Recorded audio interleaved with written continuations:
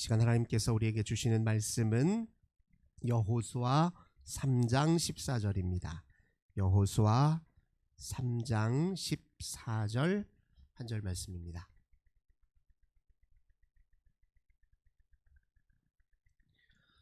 여호수아 3장 14절 한 절 말씀 우리 한 목소리로 함께 봉독합니다. 백성이 요단을 건너려고 자기들의 장막을 떠날 때에 제사장들은 언약궤를 메고 백성 앞에서 나아가니라. 아멘. 오늘도 우리 주님과 함께 이 귀한 날 시작하시는 우리 모든 성도님들, 하나님께서 하늘의 은혜와 평화 가득 부어주시길 주님의 이름으로 간절히 기원합니다. 오늘 본문의 말씀을 통해서 삶의 도약을 준비하다, 이런 제목으로 함께 은혜 나누도록 하겠습니다. 여호수아는 우리가 잘 아시는 것처럼 가나안 땅을 정복하는 이야기입니다. 하나님께서 약속하신 땅을 각 지파가 분배받는 이야기입니다. 그러나 이제 그 이면에서 살펴보면요, 이제 새로운 삶의 시작을 준비하는 책이 또 여호수아다, 이렇게 이야기할 수 있습니다. 이제 가나안 땅에서 삶은요, 이전에 이스라엘 백성들의 삶과는 근본적인 차이가 있지요. 40년 동안 광야 생활을 했습니다. 이집트에 생활하는 동안에도 주로 그들은 목축업을 담당했어요. 그리고 우리가 잘 아는 것처럼 요셉을 통해서 바로에게 허락받은 이 고센 지역의 좋은 땅이죠. 근데 이 지역은 이집트 백성들과 어느 정도 거리를 두고 있는, 이집트 사람들이 모여 살고 있는 것은 아니었기 때문에 이집트 백성들과도 어느 정도 격리되어서 이스라엘 자체적인 자기 정체성과 고유 민족성을 유지할 만한 그런 지리적 여건을 가지고 있었습니다. 그런데 이제 가나안 땅에 산다는 것은요, 그런 삶과는 아주 근본적으로 달라요. 이제 가나안 땅에서는 이제 이스라엘 백성들도 농사를 짓고 생활하게 되어 있습니다. 그리고 가나안 땅에 이미 오랫동안 터잡고 있었던 이방 민족들과 이제 섞여 살아야 돼요. 사실 초반에는 그들에게 농사의 기술도 배워야 했습니다. 이방 민족들은 또 자기들 나름의 이방신을 섬기고 있었어요. 그리고 가나안 땅에서는 각 지파들이 이제 땅을 분배받았기 때문에 이스라엘 민족이 함께 모여 산다기보다는 이제 지파별로 어느 정도 자치권을 유지하고 있어서 지파들의 연합 공동체를 이루고 있습니다. 그래서 이스라엘 민족들이 산발적으로 서로 흩어져 사는 그런 형국이었어요. 그러니까 이전의 삶의 그런 지리적 여건과 환경과는 근본적인 차이를 가져요. 그리고 농사를 짓는다는 것은 이스라엘 백성들에게는 새로운 경험입니다. 이 농사를 짓는다는 건 이 땅을 잘 개간하고 거기에 씨를 뿌리고 또 밭을 갈고 또 거름을 주고 또 이 날씨나 기상 환경도 잘 살피고 때를 잘 맞춰서 농사를 지어야 되거든요.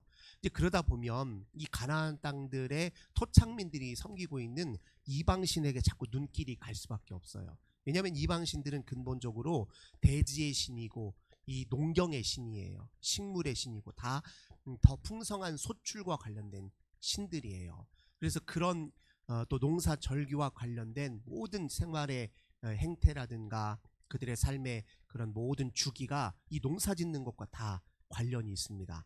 그러니까 이스라엘 백성들의 삶에 아주 매우 중요한 패러다임 전환이 이루어지는 때예요. 그래서 이 가나안 땅에 산다는 건 사실 영적으로 매우 중요한 이제 준비가 필요했던 것이죠. 우선 여전히 가나안 땅을 사는 삶에서도 우리의 주인이 진짜 누구냐라는 사실을 이스라엘 백성들은 분명히 마음속에 다시 한번 새겨야 됩니다. 누가 우리와 함께 계시고 누가 우리 삶을 인도하시고 누가 우리에게 생명을 주시고 누가 우리에게 소출을 주시는가에 대한 명확한 신앙의 고백이 필요했습니다. 뿐만 아니라 이방 민족들의 삶의 양식과 문화와는 다르게 우리는 하나님의 법, 진리의 법을 따라야 하는 백성이라는 사실을 기억해야 되고 그 법을 쫓아 사는 삶을 결단해야 하는 매우 중요한 그런 가나안 땅 정착기에 중요한 영적 과제가 있었습니다. 오늘 특별히 요단강을 건너는 이야기가 등장하는데요. 요단강이야말로 무엇입니까? 이 가나안 땅과 그리고 다른 땅과의 경계예요. 요단강을 건너면 이제 가나안 땅에서의 새로운 삶이 시작되는 겁니다. 그래서 요단강이라고 하는 것 자체가 일종의 이제 전환점을 상징해요. 다른 삶으로의 이행을 상징합니다. 우리가 흔히 이제 나중에 우리가 죽어서 가는 본향, 그 본향을 이야기할 때 요단강을 건넌다 그런 표현을 쓰잖아요. 요단강 너머에 하나님의 땅, 하나님이 꿈이 서려져 있는 땅, 비전이 서려져 있는 땅, 하나님의 백성 공동체를 이루어야 될 사명이 깃든 땅이니까 요단강을 기점으로 해서 그렇게 전환된다 이야기하지 않습니까? 그래서 요단강을 건너는 것 자체가 그 땅에 들어갈 새로운 영적 마음가짐을 잘 갖추도록 준비하도록 했던 과정으로 이렇게 기술되어 있습니다. 우선 요단강을 건너는 과정을 한번 살펴보면요, 3장 2절을 보겠습니다. 그들이 요단강 근처에 유숙을 하는데요, 3일 동안 그들이 유숙을 합니다. 사흘 후에 관리들이 진중으로 두루 다니며, 요단강을 바로 건너는 것이 아니라요, 요단강 인근에서 3일 정도 유숙을 했습니다. 이제 건널 준비를 하기 위해서 재정비를 하는 거예요. 이스라엘 백성들의 수도 좀 헤아려 보고요, 건강 상태도 좀 살피고 이렇게 하는 겁니다. 그렇게 하는 이유는 막상 요단강을 건널 때는 어떻게 건너야 되냐면 재빠르게 건너야 돼요. 주저함이 없어야 됩니다. 그 앞에서 갈까 말까 하는 이런 마음이어서는 안 돼요. 그냥 마음 먹으면 단단한 마음으로 담대하게, 그것도 빠른 걸음으로 신속하게 요단강을 건너야 했습니다. 그래서 3일 동안의 이 정비 과정을 거친 거예요. 그리고 또 이제 건널 때 일사불란하게 움직여야 돼요. 모든 이스라엘 백성들이 일사불란하게 움직여야 그 강을 재빠르게 건널 수 있습니다. 그래서 유숙한 3일 정도 후에 관리들이 3절입니다. 백성들을 향해서 이렇게 외칩니다. 백성에게 명령하여 이르되 너희는 레위 사람 제사장들이 너희 하나님 여호와의 언약궤 매는 것을 보거든 너희가 있는 곳을 떠나 그 뒤를 따르라. 자, 첫 번째 무엇을 백성들에게 요구하냐? 출발 신호는 언약궤다. 제사장들이 언약궤를 매면 그것이 여러분들이 우리가 움직여야 될 시작입니다. 하나님이 먼저 앞서 가셔야 우리가 움직이는 것입니다. 이렇게 백성들에게 확인시켜 주고 있는 것이죠. 그 다음에 4절입니다. 그러나 너희와 그 사이 거리가 2000규빗집 되게 하고 그것에 가까이 하지는 말라, 이렇게 얘기합니다. 언약궤는 하나님의 영광스러운 임재의 상징이기 때문에 하나님과 우리 사이에 그 질적 차이를 생각하면 하나님을 가까이 한다는 건 두려운 일이에요. 그래서 거리를 두라라는 의미도 있지만 말씀의 권위를 인정하라는 뜻입니다. 하나님의 말씀의 권위를 우리는 인정해야 돼요. 이스라엘 백성들이 가나안 땅을 살 때 가장 중요한 생활의 원리가 바로 여기에 있습니다. 말씀의 권위를 인정하는 거예요. 하나님 우리에게 허투루 말씀하지 않는다는 거예요. 그 말씀은 곧 우리에게 능력이고, 그 말씀은 우리에게 곧 변화의 힘이고, 그 말씀이 우리를 살게 하고 그 말씀대로 살아야 가장 온전한 삶을 살 수 있다는 것을 우리가 굳게 믿고 신뢰하라는 뜻입니다. 말씀을 가볍게 여기지 말라는 거예요. 차라리 모르면 모르지 알면서도 말씀을 소홀히 하지 말라는 그런 의미예요. 한 2000규빗쯤 되면 1규빗이 한 25cm 정도니까요. 한 500m 정도, 상당히 먼 거리를 유지하면서 저 앞에 언약궤가 움직이는 모습을 보면서 하나님이 우리를 인도하시는 걸 생각하고 우리는 그 말씀 안에 온전히 거해야지 하는 마음을 준비했다는 것입니다. 그 다음 구절에 보면 5절 말씀입니다. 여호수아가 또 백성에게 이르되 너희는 자신을 성결하게 하라, 이렇게 말씀하고 있습니다. 성결을 또 유지합니다. 이 성결이라고 하는 것은 레위기의 말씀을 통해서도 우리가 확인했지만 하나님의 백성이 하나님 백성다운 삶을 유지하는 것을 성결함이라고 합니다. 하나님의 백성다운 삶을 유지하기 위해서 필요한 것이 이제 또 말씀이죠.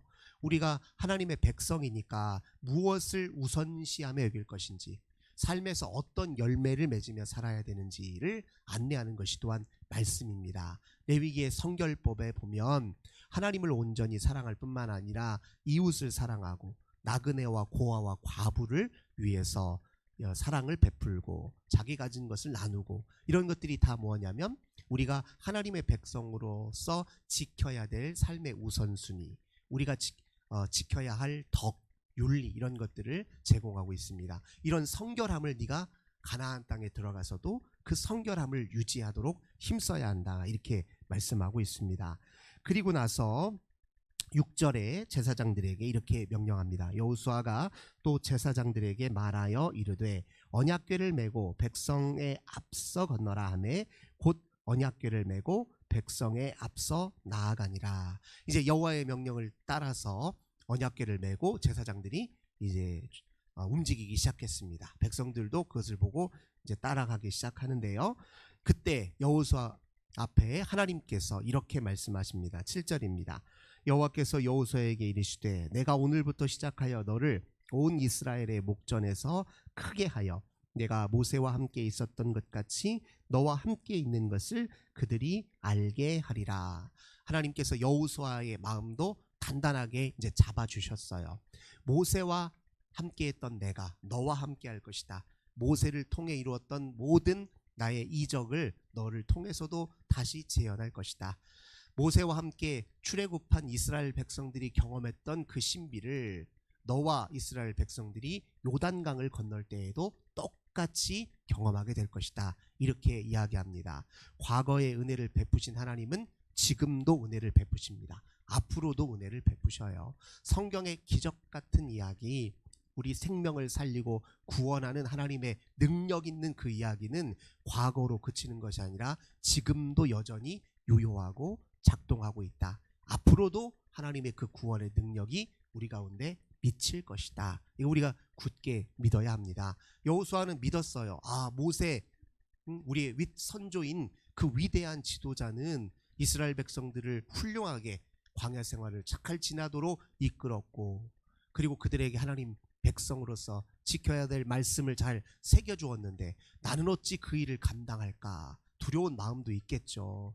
내가 모세에 비하면 난 아무것도 아닌데, 그런 마음이 있지만 하나님이 모세가 위대한 것이 아니라 모세의 배후에 있던 내가 위대한 것이니, 내가 너의 배후에 너를 앞서서 이끌고 너를 지도할 것이니 모세의 위대함이 아니라 나의 위대함을 통해 담대하게 이 길을 걸어라. 여호수아에게 지금 이렇게 용기를 준 것이죠. 그래서 이제 여호수아가 그 말씀에 힘입어서 이제 8절에 제사장들에게 명령을 합니다. 언약궤를 맨 제사장들에게 명령하여 이르기를 너희가 요단 물가에 이르거든 요단에 들어서라, 이렇게 얘기합니다. 제사장들 입장에서도 언약궤를 메긴 했지만 좀 주저하는 마음이 있죠. 그 요단강이요, 당시 하필이면 이제 요단강 물이 가장 높게 차올랐을 때라고 설명을 하고 있어요. 물이 이렇게 한가득 차 있는데 그냥 아무런 조치도 없이 바로 가자마자 요단강에다 발부터 담그라고 얘기해요. 두려운 마음이 들잖아요. 도대체 어떻게 하려고 우리부터 발부터 담그라고 할까? 제사장들에게도 용기가 필요했단 말이에요. 그래서 여호수아가 그들에게 두려워 말라는 거예요. 하나님께서 홍해를 가르셨다는 거예요. 홍해를 가르신 그 하나님께서 우리 곁에 함께 계시고 우리를 가나안 땅으로 들이시고 이끄시는 분도 하나님이시니 제사장들에게 용기를 갖도록 하시는 겁니다. 그리고 9절, 여호수아가 이스라엘 자손에게 또 이릅니다. 이리 와서 너희 하나님 여호와의 말씀을 들으라 하면서 하나님의 말씀을 그들에게 들려줍니다. 10절, 또 말하되 살아계신 하나님이 너희 가운데 계시사 가나안 족속과 헷 족속과 히위 족속과 브리스 족속과 기르가스 족속과 아모리 족속과 여부스 족속을 너희 앞에서 반드시 쫓아내실 줄을 이것으로써 너희가 알리라. 자, 가나안 땅에 들어가는 것, 이제 새로운 삶이 시작되겠지만 거기에서 어떤 일이 일어날지, 그 속에서 삶이 어떤 삶일지 너희들이 아직 전혀 예측하지 못하는 불확실한 상황이지만, 그러나 나를 믿어라. 거기에 있는 가나안 땅에 있는 백성들이 아니라 그 땅은 내가 너희를 위하여 준비한 땅이다. 거기에 있는 사람들을 두려워할 것이 아니라 내가 앞으로 너희들에게 이루어질 새로운 일을 기대하라는 거예요. 우리가 미래에 관련해서 가장 마음으로 품어야 될 게 무엇이냐면 미래의 주인은 하나님이십니다. 하나님이 미래의 주인이시지 그 미래를 맞이하는 우리는 담대한 마음뿐만 아니라 기대하는 마음이 있어요. 기대하는 마음이 있어야 됩니다. 하나님이 우리 인생을 이끄시고 우리 가운데 준비하고 계획하신 일이 있으니 그것을 기대하는 마음으로 미래를 맞이하는 게 중요하다는 것을 이 백성들에게 다시 한번 일깨워주고 있습니다. 더군다나 이스라엘 백성들에게 하나님은 이미 약속하셨잖아요. 주신 약속이 있습니다. 그 약속을 기댄다면 충분히 그 요단강을 건널 수 있고 담대하게 가나안 땅을 밟을 수 있다는 겁니다. 그것 약속을 기대하고 또 하나님의 위대하심을 경험할 수 있도록 요단강이 갈라지는 은혜를 이제 하나님이 허락하시는 거예요. 보라 11절 온 땅의 주의 언약궤가 너희 앞에서 요단을 건너가나니. 이제 이스라엘 지파 중에서 각 지파에 한 사람씩 12명을 택하라. 왜 지파의 대표들을 택해서 먼저 불러왔냐면요, 이제 제사장들이 언약궤를 메고 요단강에 발을 담그는 순간 요단강이 마른 땅처럼 그렇게 바뀌었단 말이에요.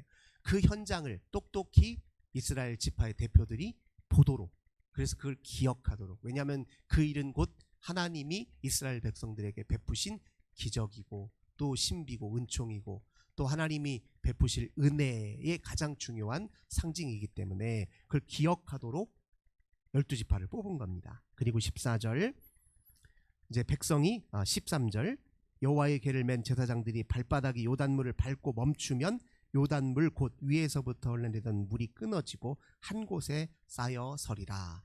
이 놀라우신 은혜를 다시 경험한 것입니다. 출애굽 1세대는 홍해를 건너는 기적을 경험했어요. 이제 2세대는 여호수아와 함께 이 요단강의 기적을 다시 한번 경험하게 된 것입니다.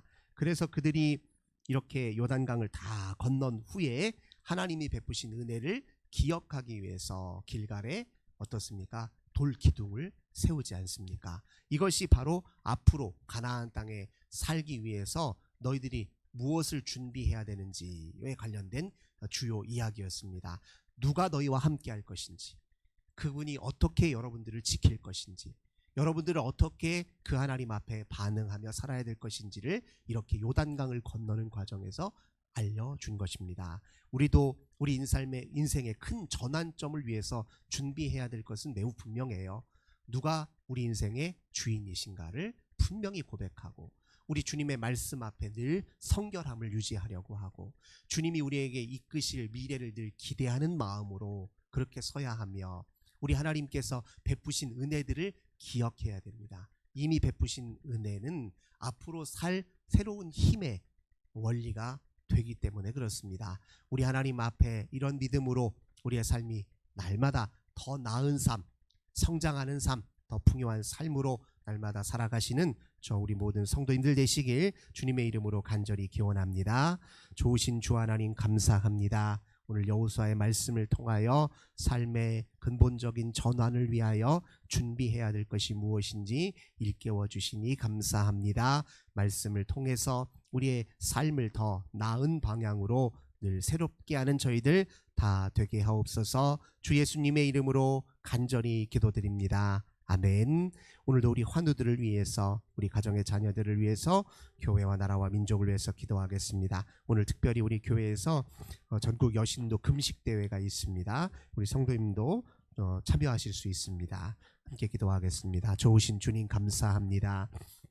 능력 되신 우리 주님을 의지합니다. 소망의 하나님을